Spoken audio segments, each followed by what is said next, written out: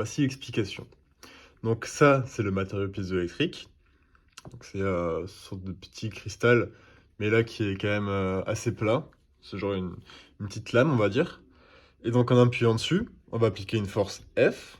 Voilà, donc on appuie une force dessus.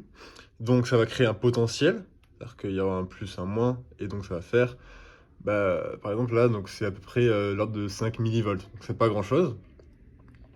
Et si on observe sur un oscilloscope, donc une machine qui sert à lire des signaux électriques, un truc comme ça. Et donc quand on appuie, eh ben, ça crée euh, une petite pique pour dire que là, hop, il y a eu les 5 volts. Et le truc, c'est que tant qu'on relâche pas, eh ben, il y a toujours les 5 volts dans le matériau.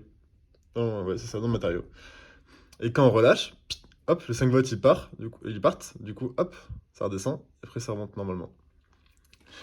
Et donc, l'effet inverse, c'est que donc il y a un générateur qui va envoyer un courant, hop, et ça va créer un nouveau potentiel. Mais là, le matériau qui était pas excité, qui était au repos, et ben, il va pouvoir se déformer.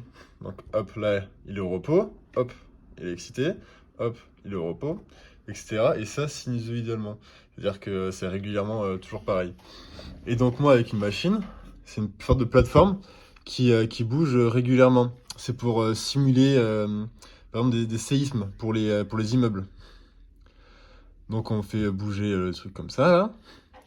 Et donc ça fait un truc régulier.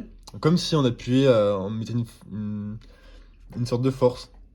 Parce qu'en faisant bouger, il y a l'inertie et ça va créer une force. Et donc la personne va bouger régulièrement, toujours à la même fréquence.